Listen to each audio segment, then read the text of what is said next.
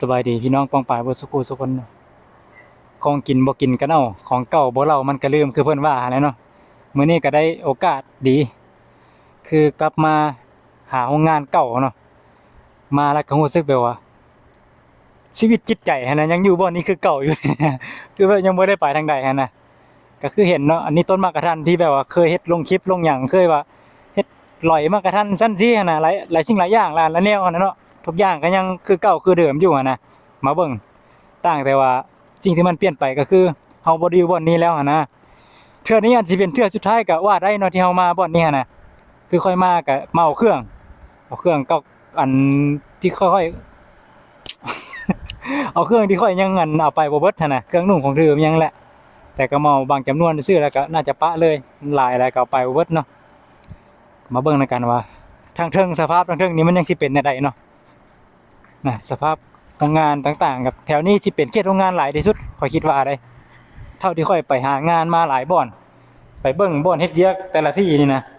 แถวนี้แม่นจุดนี้เป็นโรงงานหลายที่สุดเลยอันนี้ห้องน้ำเนาะมาเบิ่งพี่น้อง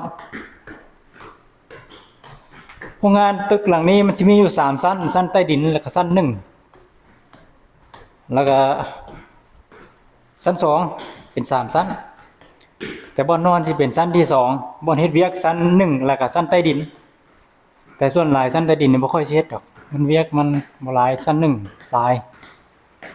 มาโย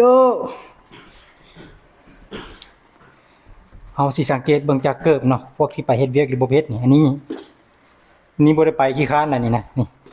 เกิบนี่บ่ได้ไปเฮ็ดเวียกนี่อันนี้บ่อนไว้เกิบเฮานี่นะเกิบเฮาคือยังอยู่นี่นะฮะเห็นบ่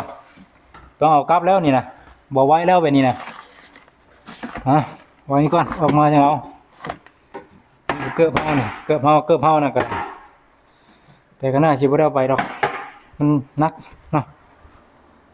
เอ้ยอาหารเฮายังอยู่บ่ของกินเฮาแหละนี่ก็ได้เฮาฝากไว้หลายเดือนแล้วพวกเขาคือของเฮาแล้วเว้ย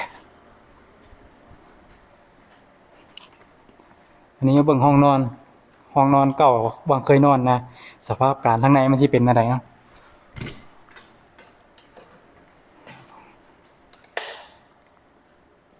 อ๋อคือทุกอย่างสภาพอย่างก็ยังบ่ปกติ นะตอนนั้นสะดวกสบายสุดตอนนั้นน่ะจักแม่งยามยังฮะนี่ห้องนอนนี่นะ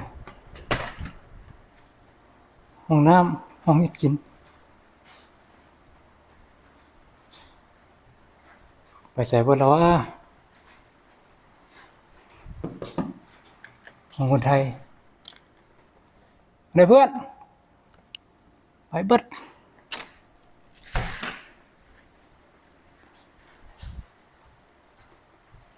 คืออยู่นี่มันสิเป็นแบบว่า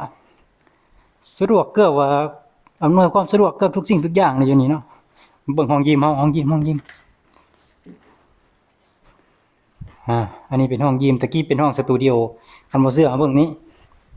มันบอกขาไม้ยังอยู่นี่อันนี้ของข้อยเองนี่นะทุกอย่างยังเหมือนเดิมคือเก่าอยู่ตะกี้สิเป็นสตูดิโอบ่อนห้องเพลงห้องเพลงเนาะเป็นห้องส่วนตัวเลยได้อยู่นี่ได้หยังวะ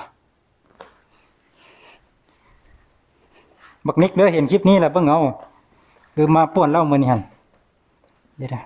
อยากเบิ่งน้ำหนักก่อนเท่าใดล่ะโอ้55น้อยเท่าวะได้52บ่ช่างของนี่ก็คือเครื่องเนาะเครื่องหมดสิเหมาอยู่นี่แต่ก็บ่ได้ไปเบิดดอกเอาแต่บางส่วนซื่อๆมันหนักเอาสำใดสำหนึ่งซื่อๆนะโอเคเนาะทุกอย่างครับมันก็มีบางส่วนคือเก่าแล้วก็บ่คือเก่าเนาะแต่นี้ต่อไปก็น่าสิโอกาสที่ได้มานี่ก็คือสิน้อยอีหลีละนะมันบ่ค่อยสิได้มาแล้วเพราะว่านี่ก็น่าสิเป็นคือเทื่อสุดท้ายที่มานี่พอเมาเครื่องแล้วก็สิไปเฮ็ดเวียกอีบ่อนใหม่ถ้าสิย้ายก็น่าสิย้ายไปบ่อนใหม่อีกนะเนาะทุกคนเนาะเบิ่งสภาพการก็เป็นคือจังซี่ล่ะ มีบ่อนเฮ็ดเวียกเก่าเนี่ยสิเป็นพวกท่อพวกนั้นแหละท่ออลูมิเนียมสแตนเลสทุกอย่างก็งานก็ยังมีอยู่นะนี่นะแต่บ่เข้าใจมันเอาเฮาออกเฮ็ดหยังวะ โอเคจบคลิป